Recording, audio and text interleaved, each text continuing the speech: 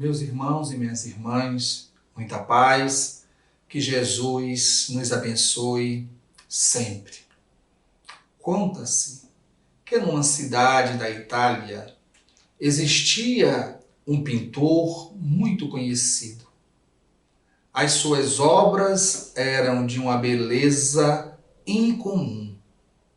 Ele pintava com tamanha realidade que nós tínhamos impressão de estarmos diante de uma janela para o campo, ou estar olhando para o próprio céu, onde as nuvens pareciam como de algodão na abóbada celeste. Tamanha é a forma, tamanho realismo que ele impunha em suas obras.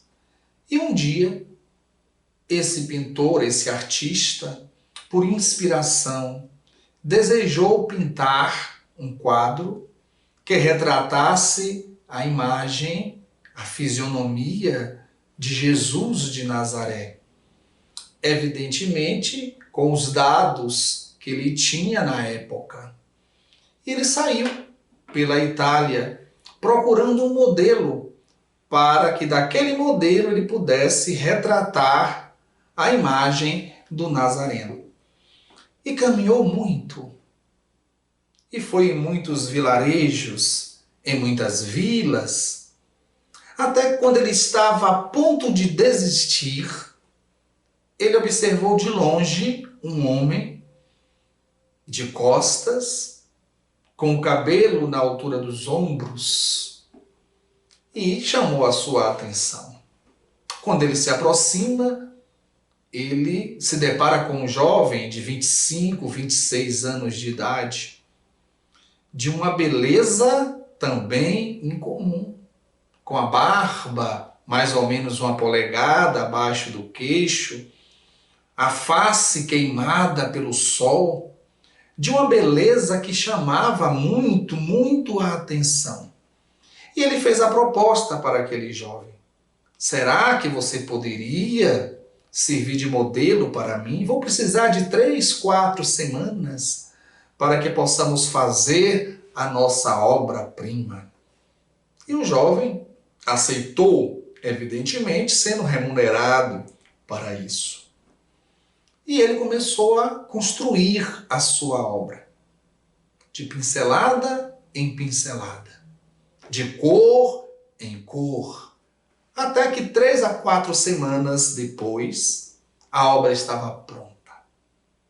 Uma beleza, um primor. Todos que olhavam para aquele quadro sentiam-se penetrados por uma energia diferente. Muitos se emocionavam, tamanha a beleza dos traços, do olhar, da barba, dos cabelos, a testa impecável. E foi um quadro muito conhecido à época. Os anos se passaram e esse artista, numa manhã, desperta com o desejo de realizar a pintura de um outro personagem da Bíblia. Ele queria agora pintar Judas. Judas de Criote, também conhecido como Judas Iscariotes. E ele saiu pela Itália procurando um modelo. Vai aqui, vai ali, vai acolá e nada de encontrar um modelo. Teria que ser uma figura com a face carregada, porque ele queria retratar o Judas do dia da traição, o Judas daquela noite fatídica, o Judas de instantes depois de ter traído o Cristo. Então teria que ser uma figura taciturna, uma figura sombria, porque naquele momento ele vivia à sombra. Pois bem, depois de muito procurar, quando ele já estava desistindo, um amigo lhe disse: tem uma pessoa que você pode talvez, quem sabe, escolher como modelo. Só que ele está na penitenciária. Vai ser muito difícil você conseguir, porque ele não gosta de conversar com ninguém. Ele não troca uma palavra com ninguém e não quer ser visitado por ninguém. Mas o pintor disse: eu vou tentar. E se dirigiu a essa penitenciária. Conversou com o responsável, que o levou à cela onde se encontrava aquele prisioneiro, que estava na penumbra, no canto. O prisioneiro, com uma voz muito forte e sombria, perguntou o que ele queria. E ele disse: eu queria que você fosse meu modelo, eu quero pintar um quadro de um dos discípulos de Jesus Cristo, eu quero pintar Judas Iscariotes. O homem olhou para ele e disse: tá certo, eu aceito. E aceitou ser o modelo. Uma semana, 2 semanas, e o pincel dançando na tela.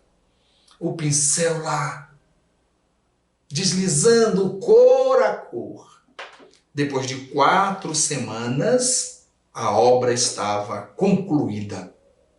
Uma perfeição que retratava tudo aquilo que o artista desejava que fosse retratado.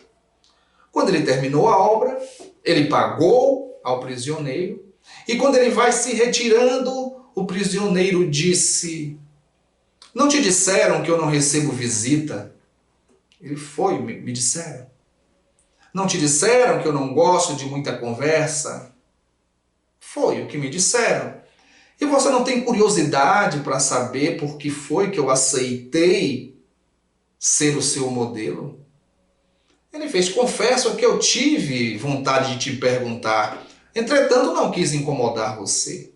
E o homem disse: eu vou lhe dizer por quê. Há mais ou menos 15 anos, você esteve na fazenda do meu pai e você pediu para que eu fosse o seu modelo, para que você pintasse Jesus de Nazaré.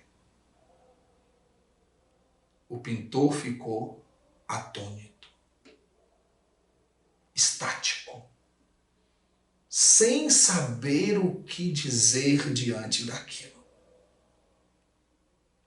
Aquele jovem, de uma fisionomia angelical, há 15 anos. E agora, pensava o pintor, aqui nessa cela, se transformou no modelo ideal para pintar a figura de Judas no momento mais doloroso e crítico de sua vida. E isso nos convida a pensar da nossa luz e da nossa treva, da nossa luminosidade e de nossas sombras. E que nós, por estarmos ainda nesse degrau evolutivo, convivemos com esses 2 estágios, de luz e de trevas. E é entendendo essa nossa oscilação, que com o tempo irá se reduzindo à medida em que a luz for prevalecendo e as sombras forem absorvidas pelo self e a luz reinar. Nós sabemos que hoje Judas, e nós temos um vídeo sobre Judas em nosso canal, sabemos que Judas hoje é um espírito iluminado, mas ele viveu aquele momento e sofreu muito depois daquele dia para conseguir se transformar, resgatar-se, fazer a sua luz brilhar e conseguir vencer as dores do remorso, as dores do arrependimento, e da tentativa de reiniciar a marcha em busca de Deus, em busca da luz. Eu sempre converso com os amigos e brinco, se nós fôssemos nos comparar a um animalzinho, a um bicho, nós seríamos um vagalume. Acende, apaga. Acende, apaga. Acende, apaga. Luz e trevas. Trevas e luz. Mas nós sabemos que a nossa fatalidade é a perfeição. Nós somos fadados à luz, à felicidade, à paz. Mas, para que possamos chegar a esse patamar, temos que entender as diferenças entre o ideal e o nosso real. Para não cairmos na ilusão de aparentarmos o que não somos e de passarmos isso para as pessoas não por maldade, mas por fuga da dor de se reconhecer imperfeito, da dor de observar as próprias úlceras para tratá-las, curá-las. Se faz necessário passarmos por esse processo. Se faz necessário enxergarmos as nossas mazelas para atingirmos a iluminação, para atingirmos a edificação do reino de Deus em nossos corações. Por isso, meus queridos e minhas queridas, essa história do artista, essa história daquele modelo que retratou em um momento a luz de Jesus e em outro momento as trevas de Judas. Mas também que nos ensina, principalmente agora buscando viver os ensinamentos da doutrina espírita, que nós temos dentro de nós as sementes de todas as virtudes e que chegaremos à perfeição.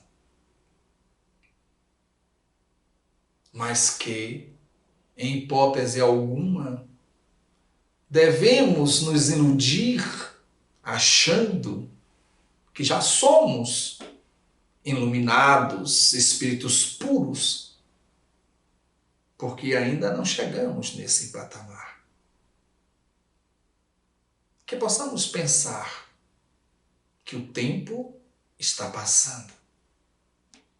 Que possamos pensar que ainda temos algum tempo, não sabemos o quanto, para investirmos, para fazermos um investimento em nosso processo evolutivo.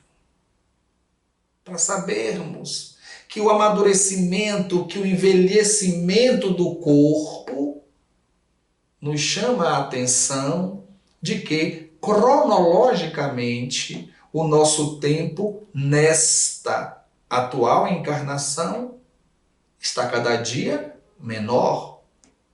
Por isso devemos aproveitá-lo. Que possamos fazer o inverso da história daquele jovem que foi modelo. Que possamos primeiro ver as nossas sombras desse arquétipo, Judas, para depois nos transformarmos na luz semelhante à luz daquele que veio como modelo, para ser o caminho por onde os nossos pés devem trilhar. Que Jesus possa estar conosco sempre e que nós possamos buscar estar com Ele sempre, nessa longa jornada da vida, nessa longa busca pela nossa evolução, pela aquisição da paz e da felicidade. Que Jesus nos abençoe sempre. Muita paz.